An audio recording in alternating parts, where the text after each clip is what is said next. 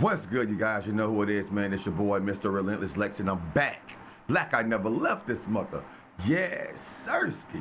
All right, so on this episode, we have Boosie exposing Steve Harvey's disgusting role inside the butt monster Diddy's parties. Spicy. Like this comes along and does something incredible. Like, why did you want to get involved with this school, Diddy? And, you ain't see no big story about it. Wasn't no USA Today. They ain't get on the AP wire. And no, they ain't nobody want to talk about that. Now let one of us do something crazy. He paid up too quick, bro. That's the whole thing, bro. I would have cashed it. Yeah, I would have made it wait. We smoked crack together. I would have turned into a crackhead. It appears Boosie has spoken out against Steve Harvey once more. Boosie, this time, he is bro. not letting Steve go, exposing him for what he is allegedly doing in the Hollywood industry. Boosie has spilled the beans about Steve Harvey's involvement in Diddy's... Hey, yo, let me ask y'all a question, bro. One question. Now, is it me, or am I the only one that really hates Steve Harvey mustache, bro? I swear, every time I see Steve Harvey mustache, I get caterpillar vibes. For some reason, bro, I keep thinking of caterpillars. That is crazy, bro. Trim that thing down some, man. Put a fade in it or something. Dang. Parties. Diddy, saying, who's already under scrutiny, appears to have connections in Hollywood who were aiding him. And according to Boosie, it's none other than Steve Harvey. A few months earlier, American comedian Cat Williams on the podcast of Club Shay Shay predicted that in 2024, all the Hollywood moguls would be exposed. And it seems like he was right, as Diddy has faced a raid at his house. Now, I've had to turn down $50 million 4 times. 4 times. Just to protect my integrity and that virgin hole I was telling you about. Right. Because P. Diddy be wanting to party. And you gotta tell him no. But that was not all. Cat also took a jab at Steve Harvey. Cat Williams leveled accusations against fellow comedian and long-standing rival Cedric the Entertainer, claiming that he stole his joke. The 52-year-old comedian criticized television host and producer Steve Harvey, referring to him as a potato head. Williams alleged that the two entertainers colluded against him with TV host and comedian Ricky Smiley. Williams proceeded to call out Harvey for allegedly plagiarizing Curry's role as Mark Cooper on The Steve Harvey Show. He alleged, the same Steve that went to go watch Mark Curry do his whole sitcom and then stole everything Mark Curry had. The same Steve that went to go watch Mark Curry do his whole sitcom and then stole everything Mark... He continued, now, Steve got a sitcom where he the principal and he wear a suit. And then he gets this high top fade, making all black men think he got the best lineup in the business. And it's a man unit. Now, Steve got a sitcom where he the principal and he wear a suit and then he gets this high top fade, making all black men think he got the best lineup in the business. And it's a man unit. Then you ask him, why you not a movie star? I didn't want to be a movie star, Williams added while imitating Harvey. He further claimed that Harvey hated on Bernie Mac with this same thing, and that the Steve Harvey Show host couldn't be a movie star. There are 30,000 new scripts in Hollywood every year. Not one of them asked for a country bumpkin black dude that can't talk good and look like Mr. Potato Head. There ain't none. You have to have range, Williams said. When Shannon asked about Williams' relationship with the 3 comedians, Harvey, Smiley, and Cedric, he claimed that they had been conspiring against him for years. For 30 years, they're a group. These aren't 3 random guys, he said, adding, the way that Ricky Smiley kept appearing at all my auditions is because of Steve and Ced. He would tell anybody that. Listen, they got a gang on that side. They know what it is. In the aftermath of Cat Williams' interview, several individuals have stepped forward to defend and affirm his true character. Initially, though, hip-hop rebel Boosie Badass was visibly moved as he recounted comedian Cat Williams' generous gesture of gifting him thousands of dollars shortly after his release from prison when he was in dire need of help. Boosie explained that Williams' gesture came from the heart, and he'll never forget that. He said, that man gave me $15,000. I didn't even know him, bro. Whenever I see him, I'm gonna give him whatever's in my pocket. Whenever I see him, I'm gonna give him whatever's in my pocket. The rapper explained that Cat's generosity came at a time when he had lost everything and was starting over from scratch. However, that's not all. Cat's assertions also led many fans to speculate about the truth of the matter, uncovering something that left many people shocked. Many fans found out that Steve Harvey has a close relationship with the Hollywood mogul Sean Diddy Combs as they were posted together. They were joined by Steve's stepdaughter, Lori Harvey. Many fans speculated that Diddy and Lori might be dating, as Lori looked delighted as they soaked up the sun in Nerano, Italy. Joining them for a daytime excursion, the 62-year-old talk show host and his wife, Marjorie Harvey, shared a lavish meal with the group. As expected, Diddy and Lori's recent outing has only fueled the ongoing rumors of romance. However, that's not all. Before this, Lori and Diddy were seen taking a romantic stroll through New York City's Soho neighborhood, even coordinating their outfits. Many fans expressed concerns about the significant 27-year age gap between the rapper and the model, deeming it too substantial for a conventional relationship.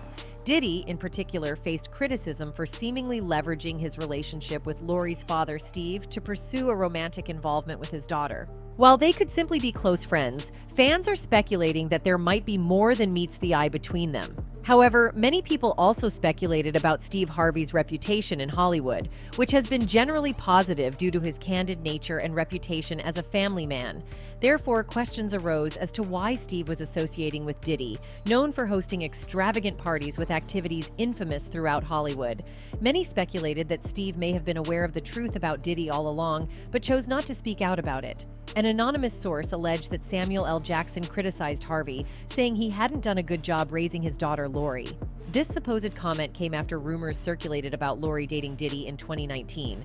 At that time, Diddy was 49 and Lori was 22. Samuel J. Jackson also called out Steve Harvey over his association with Diddy. Allegedly, Samuel L. Jackson expressed a sentiment that Steve Harvey may not have raised Lori properly, as she wouldn't have chosen to date a man old enough to be her father.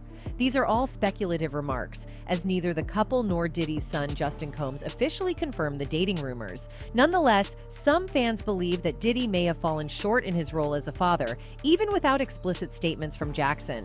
I don't take especially that type here talking about and true, racism. And so then when the next subject is Pete Davis. Many fans believed Lori's relationship with Diddy was a mismatch in terms of age. They thought he was too old for her and Harvey shouldn't have allowed them to date. One celebrity who shared these sentiments was Nick Cannon, who once dated Mariah Carey, who was 14 years older than him. During an interview with DJ Vlad, Cannon was asked about his opinion on Diddy dating Lori. He said he didn't have a problem with it, but quickly added that if Lori were his daughter, he would have been disappointed as a dad. Heartbroken if that was my daughter. Yeah. And they're hanging out with Steve Harvey and her mom and everything else like that. To each his own. But that was a pimp move, man. Steve and his wife. That was they pimped their daughter out. That's basically what it is. They pimped her out without saying the word pimp.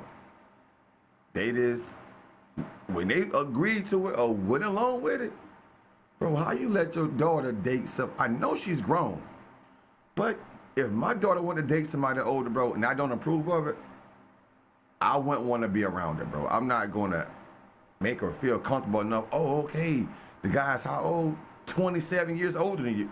Bro, ain't no way. But I would feel like I failed as a father. Many people believe that Harvey didn't really approve of the relationship, but felt pressured into it because of his friendship with the rapper. Diddy and Harvey have been friends since the 2000s, when Diddy was very successful in the music industry. Back then, there was a lot of tension between East Coast and West Coast rappers, and Steve Harvey tried to help make peace between them. He even had Diddy and Snoop Dogg on his show, The Steve Harvey Show, to show that they were getting along. I know all about this East Coast, West Coast rivalry thing here, but we in Chicago now. This rivalry stuff, we gotta stop it, man. We stop that, we stop a lot of this violence. However, Suge Knight, who is in prison, recently claimed on his podcast that Harvey was being dishonest. He said that Harvey pretended to want peace, but actually insulted the West Coast rappers behind their backs. Knight said that Harvey supported Diddy and the East Coast rappers, which made fans think that Harvey might be getting something from Diddy.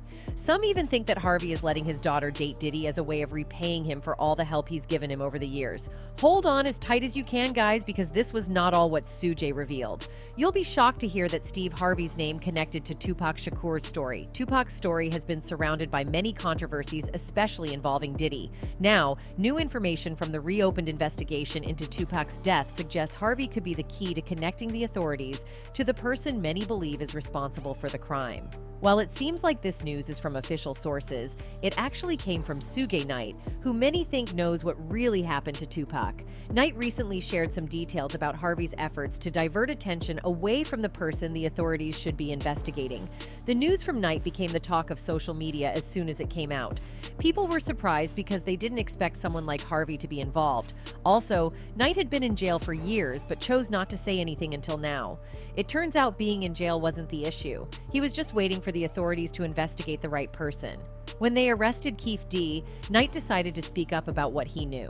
Instead of pointing fingers at someone dangerous or with known gang ties, Knight mentioned Steve Harvey. He believes Harvey may have been secretly involved in making sure the wrong person was blamed for Tupac's death. While Harvey doesn't seem like someone who would do something so elaborate and dangerous, some people think he isn't as good as he appears. This is why some fans are taking the news about Harvey better than expected, while others are shocked and want to know more about his role in the violence.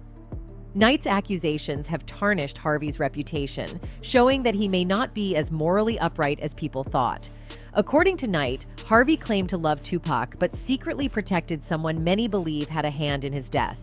According to Knight, Harvey has claimed to love Tupac, but it seems he's been making money from not just hanging out with, but also protecting someone many believe was involved in Tupac's death.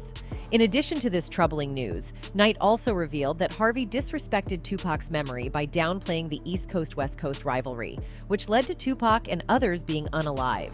In the winter of 1997, a comedian from the Midwest was presented as a mediator in the East Coast-West Coast hip-hop rivalry, with the help of two big stars on The Steve Harvey Show. Harvey played a former musician-turned-teacher in Chicago.